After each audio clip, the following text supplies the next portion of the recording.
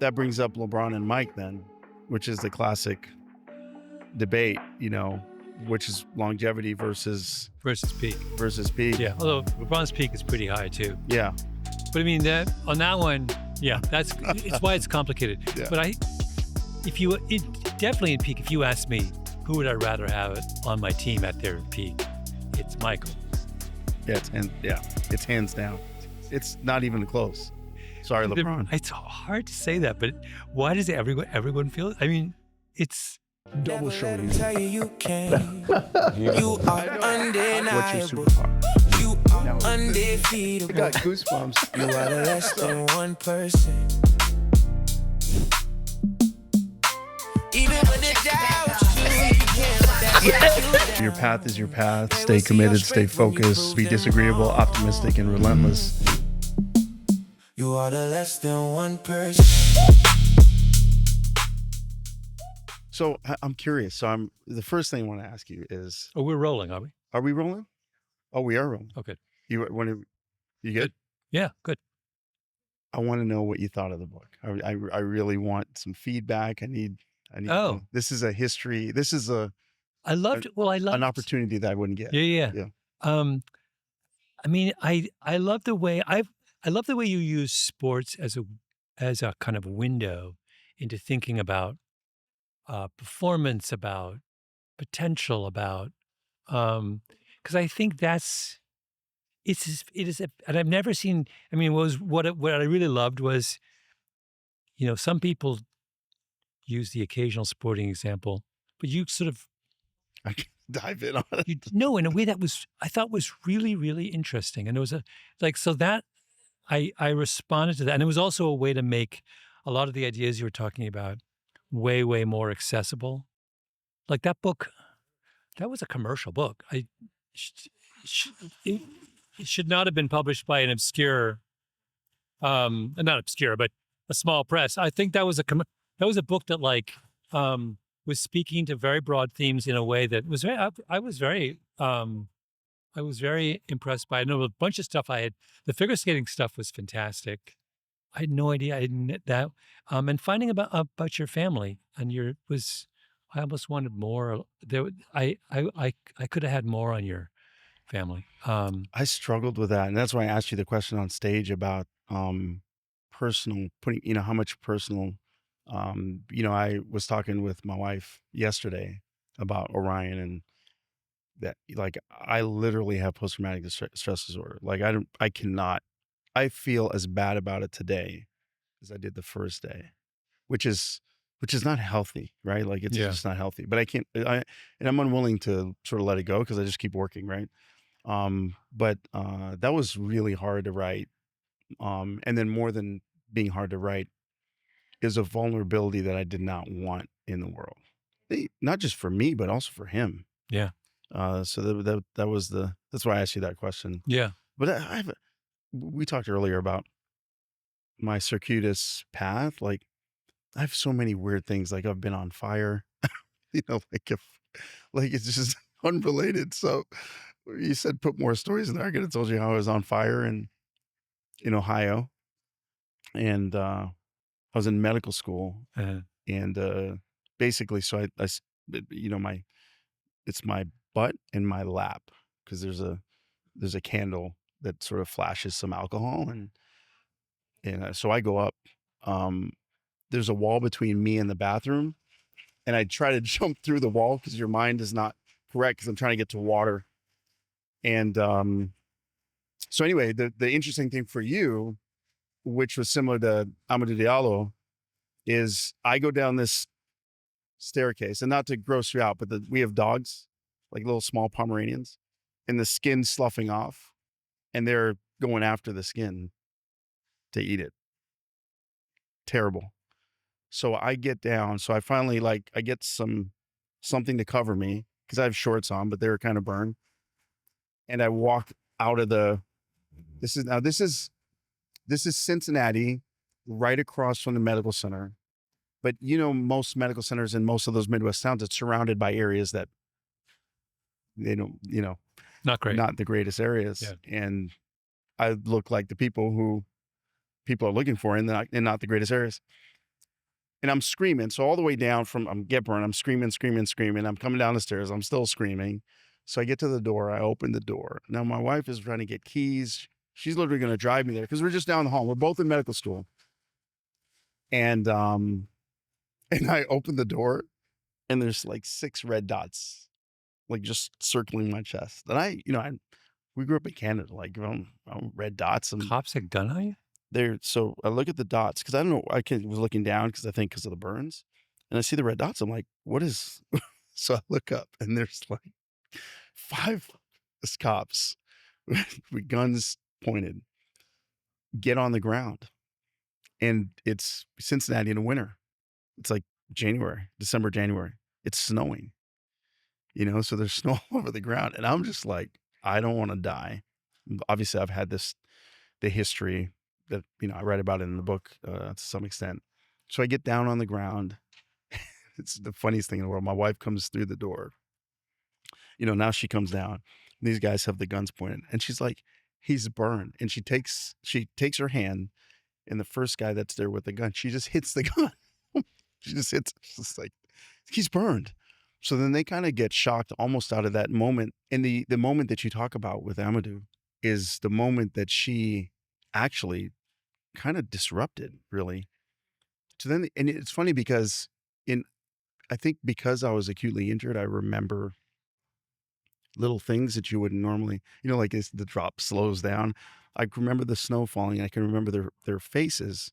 And as soon as she did that, it was like she shocked them out of what they wanted to do. And they all just stopped, and they're like, oh, you're hurt, you're injured. And I said, yeah. And so then they called the rig, and they got me set up, and she's like, no, I'm just going to drive him down. It's like literally, 6 blocks. But they've got the rig. They're like, no, you stay. So anyway, so that's the story. And then I went to the hospital, and Third degree burns? so yeah. So I had 3rd degree. So I was admitted, and then relentless is my superpower. So I'm like, they're like, hey, we have to do graft. We got to get stuff from your back, put on your legs. And I'm like, no, you're not going to do that. So I'm a 4th year medical student. So I'm like, just give me some meds. And so they give me meds. I get up, and I get discharged from the hospital. And my wife took care of me for 3 months at home. And everything actually healed up fantastically, which is interesting because I didn't get the anyway, that was longer than I wanted it to be, but I just wanted to let you know the story. Wow. You had the time of it. It's so interesting, the difference between, so you and I have, similar background, but this doesn't happen to me just because the difference between that and that. Yeah. My dad's white. I'm light-skinned. So I think the vulnerable stories are a challenge. But when you talked about emotion also, I thought, yeah, that's how you get emotion, let you know you've been through some things. So how did you, what was your experience when speaking to different crowds? Do you get different vibes from different crowds depending on what they do? A little, less than you'd think. People's identity, it's more the fact that I tend to be speaking to people 30s, 40s, 50s, professionals. Many have families. Those facts are far more important than their professional orientation. I mean, it's a little bit different if you're talking to a room full of software engineers, but not that much. And you think about it, even in medicine is really interesting because people really, there's a whole series of different motivations for people going into that world. So you get an incredible variety of people. Like, it's not like there's a doctor type. It's not a doctor type. It's like, I mean, what they have in common is they want to heal people, but like there are 5 different routes to wanting to heal people, right? I'm giggling because 2 things. What did you want to make fun of me about? What did you said we had more time? Tell me. I just would have responded more to you. I just would have like egged you. I just like I could have because you're you enjoy that kind of I love banter. it. So I Yeah. thought I could have liked. Uh, so 100, 400. What were your events? 1,500 meters and 800 1,500. meters. Wow. I You was were better at. 50. I was the age class national record holder for the 1,500 meters. When I was 14, I had the Canadian record. That's amazing. Yeah. I didn't know that. You still run now? I Yeah. ran on the beach yesterday. Really? I got a good workout in. Yeah. Oh, that's awesome. Yeah. So when you run, like, how far? Yesterday If I do a long run, it'll be like 8, 9, 10 miles. Oh, If wow. I do, yesterday I was doing intervals on the beach, Wow. like half miles. When you do intervals on the beach, do people recognize you? No. No. It's like, also, I'm out of context. I'm Yeah. Right. wearing Right. a pair of shorts and, Right. Right. Oh, but yeah. it's like it's become. I'm not serious runner anymore, but you do need. It's a, you need some kind of physical release from all of this. Yeah. To your point about the book, I struggled. I struggled with this book on what to do with it. I'm in a weird space. Even having you here. Yesterday I had Busta Rhymes at our Vaituti Cares concert. Oh, really? Yeah. No, sorry, the day before yesterday. So I'm trying to bring worlds that don't necessarily go together, because healthcare, you kind of think stiff, stodgy. Yeah. I'm trying to blow it all up, because I think that if we can learn, to your point, if we can learn from other people that are outside healthcare, we can solve problems in new ways that we didn't have before. So with the book, I struggled with it because I think in some ways I am a titan in healthcare. I think I'm the only Black, definitely the only Jamaican, but I'm the only Black healthcare leader in this space, and definitely with the size we have, one of the biggest. And so in that world, I can do a lot of different things. In the worlds I want to be in, which is writing and sort of connecting people that don't necessarily go together to solve amazing problems they never knew they could solve, I'm nobody. And so that's where the book fell. The book fell into, and you know how the industry is now, especially. What's your platform?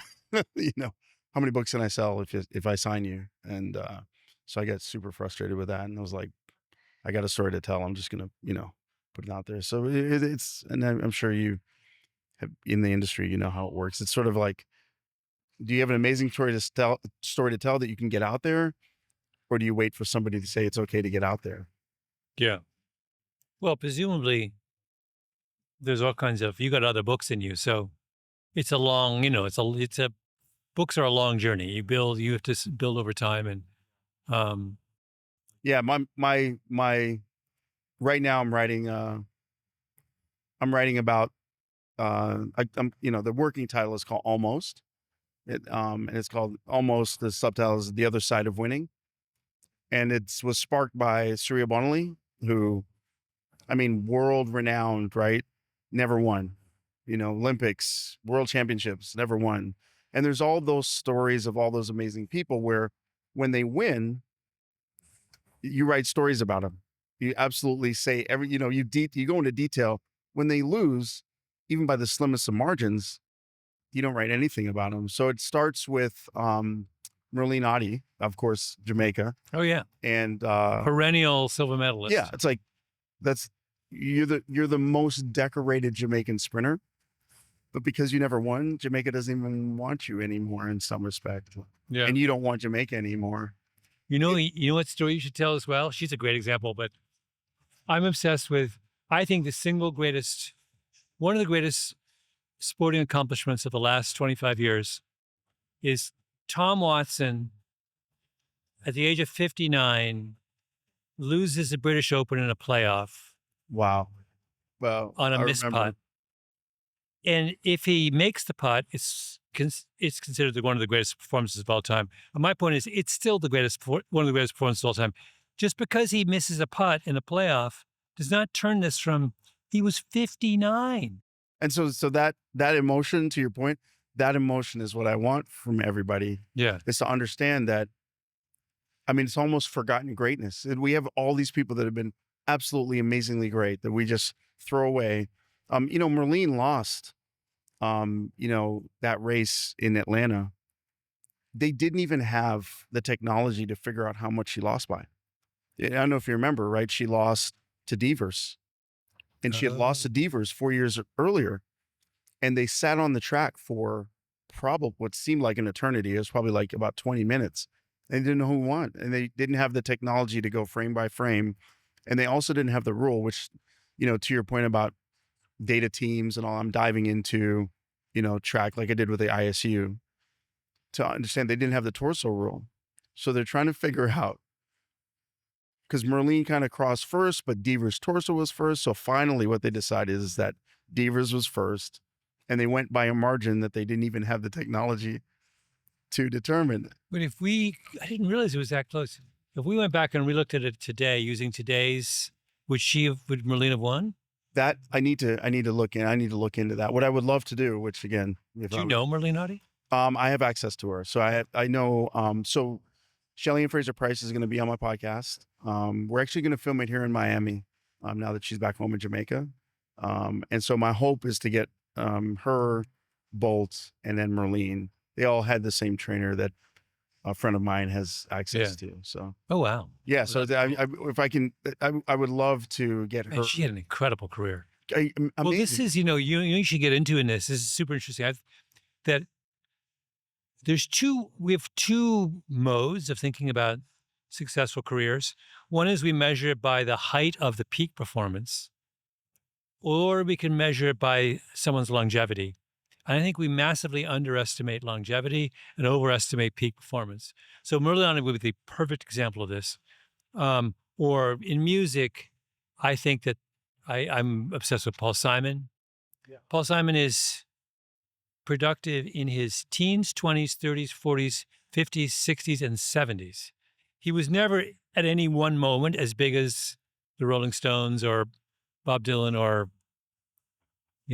Taylor Swift. But his career is the sheer amount of productivity over time is so great that I think that makes him, I think that is more important than the fact that his peak is lower.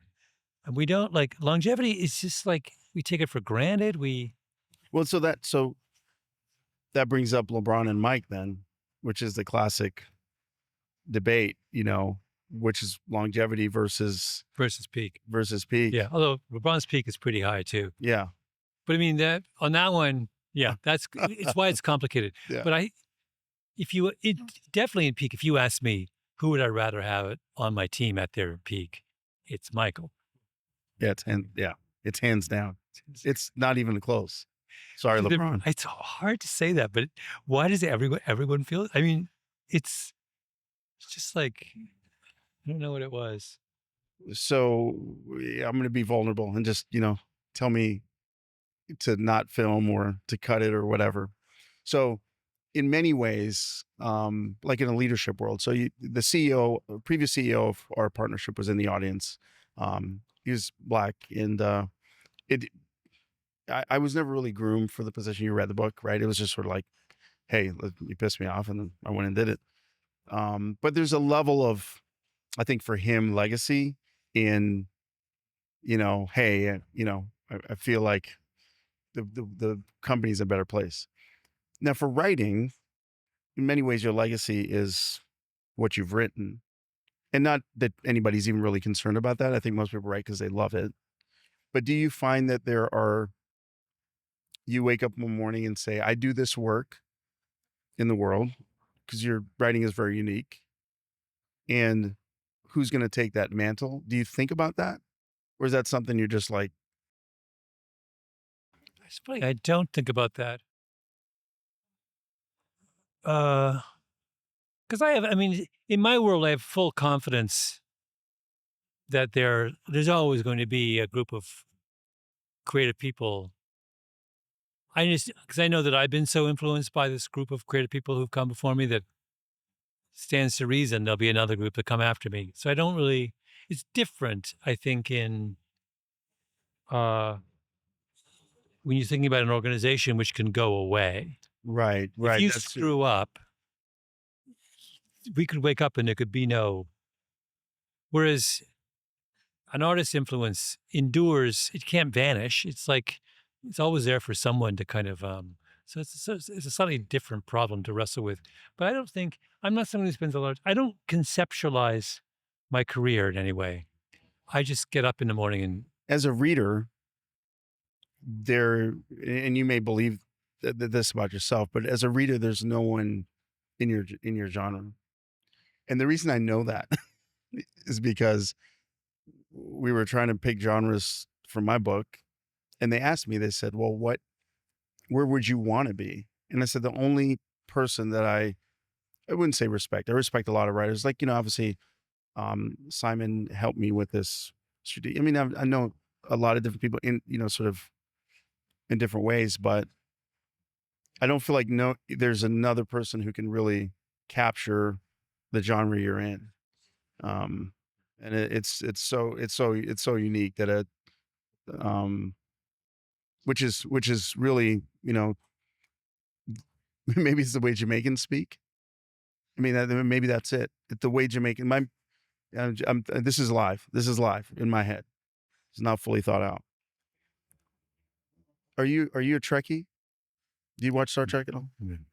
I know about it. But So there's an episode in Star Trek where Captain Picard gets stuck on an island on a planet, and he has to speak to some alien, and there's no translator, and the person doesn't speak in the typical this word equals that word. They speak in riddles and rhymes and emotion, and so he wants to talk about sadness, and it was the words he used was when the walls fell, because some great battle when the walls fell, and the feeling of that, and that's what that meant, and that's how I feel you write, and it's how my parents talk to me, which is when they're telling me the story, I can almost ignore the details of the story, but they're talking about Nanny, or they're talking about Nancy, Mhm. and Mhm. and I find your writing is that way. So I don't know if anybody has ever. Yeah.